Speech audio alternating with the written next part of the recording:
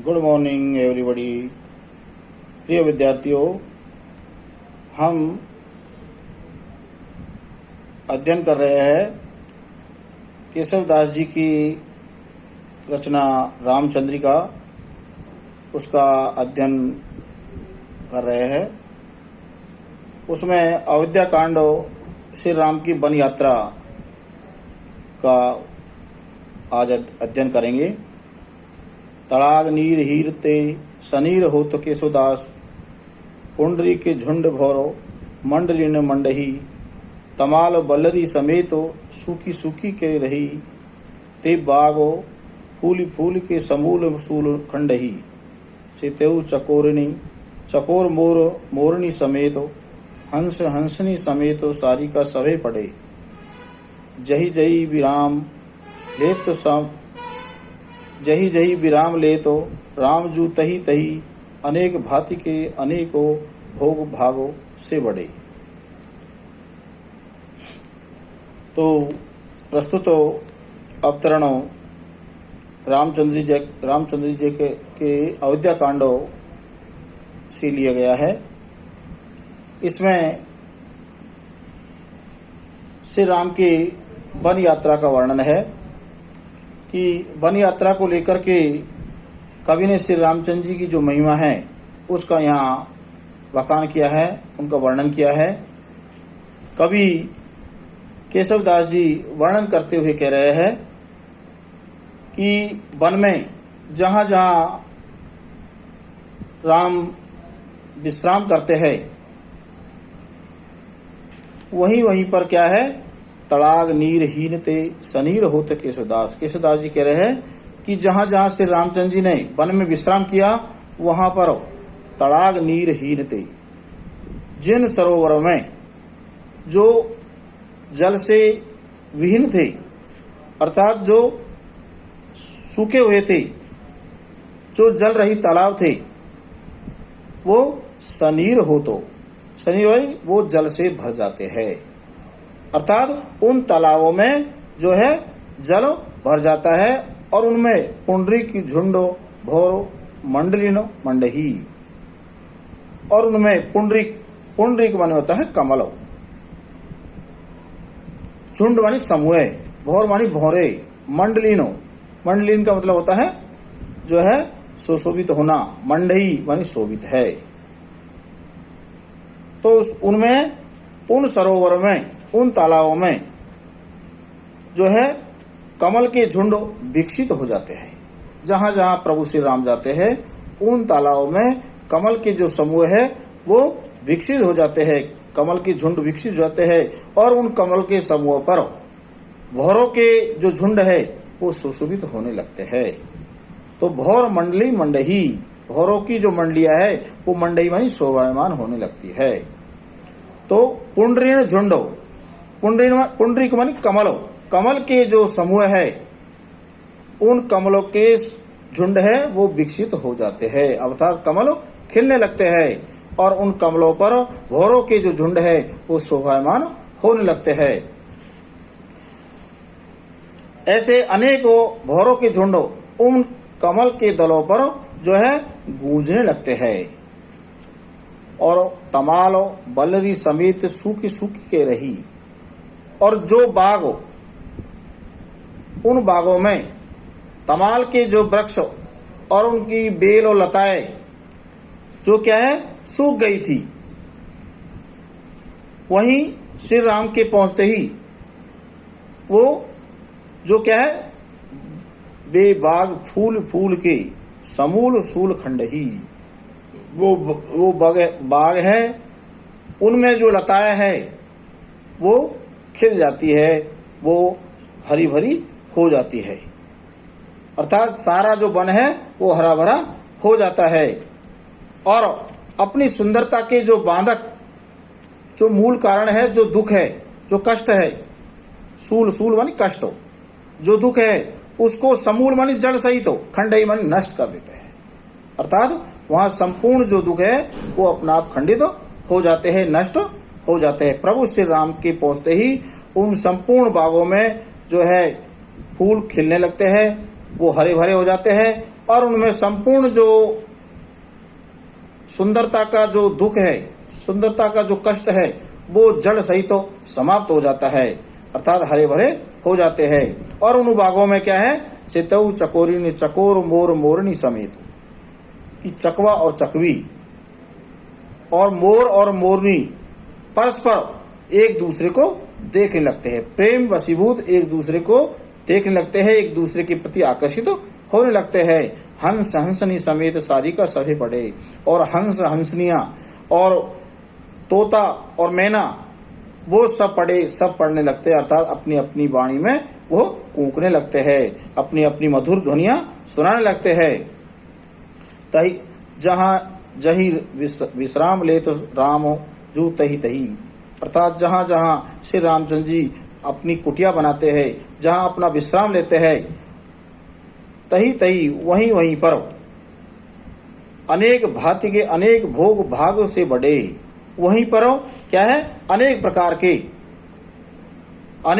के भोग सुख और सौभाग्य बढ़ जाते हैं, अर्थात वहां पर सब प्रकार का सुख और आनंद उपलब्ध हो जाता है। संपूर्ण जो वन है, संपूर्ण जो क्षेत्र है, वो पूर्ण रूप से आनंदित होने लगता है, संपूर्ण प्रकार की सुख सुविधाएं वहां उपलब्ध हो जाती है। तो यहाँ कवि ने वन में श्री रामचंद्र जी के जाने से वहाँ का जो परिवेश है, वहाँ का जो वातावरण है, वो सुखदायी हो जाता है, और प्राकृतिक जो सौंदर्यता है वो जो अपने जो है उसमें और सौंदर्यता बढ़ जाती है। एक कहे अमलो कमलो मुख सीता जू को, एक कहो चंद्र समो आनंद को कंदरी, होई जो कमल तो रैनी मैंने सकुचेरी, नंद जो तो बासर न होती दूती मंदरी, बासर ही कमलो रजनी ही में चंदमुखो, बासर हुज रजनी विराज जग बंदरी, देखे मुखो भावे अन देखे ही कमल चंद, ताते मुखो मुखे सखी कमलों ने चंद्री। तो प्रस्तुत अवतरण है वो रामचंद्र जी का के अयोध्या कांड से संकलित है। इसमें वन मार्ग में जाते समय कुछ ग्रामीण स्त्रियां है, वो सीता जी के सौंदर्यता को लेकर के आपस में जो है वार्तालाप करती है। कोई सीता जी की मुख की जो शोभा है वो चंद्रमा के समान बता रही है, कोई सीता जी की जो मुख की शोभा है वो कमल के समान बता रही है, और कोई स्त्री कह रही है कि दोनों ही जो है मत है वो उनका खंडन करती है, और वो कहती है कि सीता जी का जो मुख है वो तो उन्हीं के समान है। तो इस प्रकार ग्रामीण जो स्त्रियां है वन मार्ग में जाते हुए सीता जी को जो देखती है तो वो आपस में वार्तालाप करती है। उसी का कवि ने यहाँ वर्णन करते हुए कवि केशव दास जी कह रहे हैं कि ग्रामीण स्त्रियां तथा कोई तीसरी सखी कहती है कि एक कहे अमल कमल मुख सीता जी को, कि एक कहती है कि सीता जी का जो मुख है वो अमल मानी स्वच्छ निष्कलंक, अर्थात जो स्वच्छ है निष्कलंक है आनंदित देने वाला है। ऐसे निष्कलंक और स्वच्छ जो कमल के समान सीता जी का मुख है। सीता जी का जो मुख है वो निष्कलंक है, स्वच्छ है, और वो कमल के समान है। तो एक कहे अमल कमल मुख सीता जी को, अमल मानी होता है जो मलिन नहीं है, अर्थात जो स्वच्छ है निष्कलंक है। ऐसे सीता जी का जो मुख है वो कमल के समान सुंदर है। और दूसरी कह रही है एक एक कहे चंद्र समो आनंद ही को कंदरी, और एक कहती है कि वह तो जो है उनका जो मुख है वो चंद्रमा के समान है, जो सब प्रकार से आनंद देने वाला है। तो चंद्र सम आनंद को कंदरी, वो तो आनंद की जड़ है, आनंद का मूल है। आनंद को कंद मानी मूल जड़, अर्थात वो तो आनंद को प्रदान करने वाला है, आनंद को देने वाली जड़ के समान है, अर्थात चंद्रमा के समान है। वही जो कमल तो रैनी मैंने सकुचेरी। परंतु इन दोनों बातों को गलत बताते हुए एक सखी कह रही है यदि सीता जी का मुख कमल के समान है तो होई जो कमल तो रैनी मैंने सकुचेरी। यदि सीता जी का मुख कमल के समान होता तो वो रात्रि में सकुचा जाता, कुमला जाता, अर्थात कमल रात को जो है खिल रहा है। तो कमल तो रात्र में मुरझा जाता है, लेकिन यहाँ तो जो है सीता जी का कमल रूपी जो मुख है वो खिला हुआ है, इसलिए सीता जी का जो मुख है वो कमल नहीं हो सकता, क्योंकि कमल तो रात में कुमला जाता है। और चंद जो तो बासरण होती दूती बंदरी, और यदि चंद्रमा के समान यदि सीता जी का मुख होता तो बासर मानी दिन में, तो वह दिन में उसकी जो दूती है, दूती मानी कांति, उसकी जो ज्योति है, उनका जो प्रकाश है वो मंद हो जाता।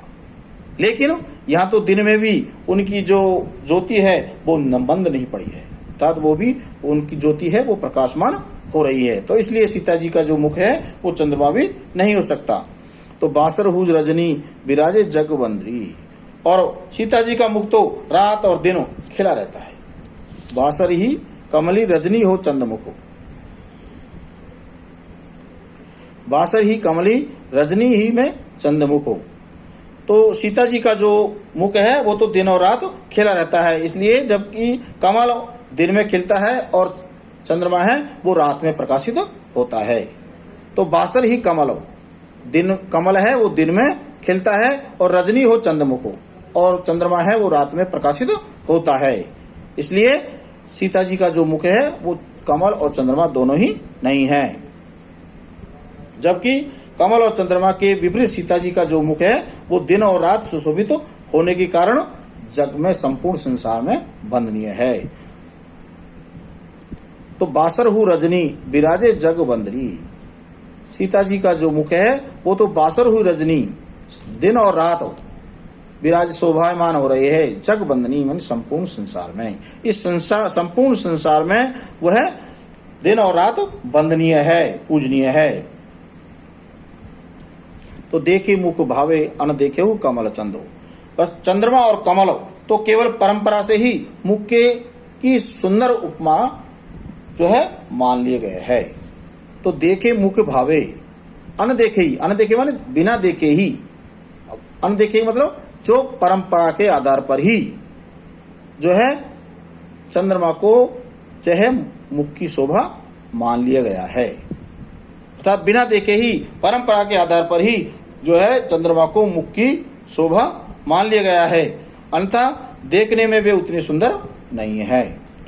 तो देखे मुख भावे अन देखे कमल चंदो, कमल और चंद्रमा बिना देखे ही अर्थात परंपरा के आधार पर ही मुख की शोभा बना दिए गए हैं, मुख की उपमा दे दी गई है, जबकि वो इतने सुंदर नहीं है।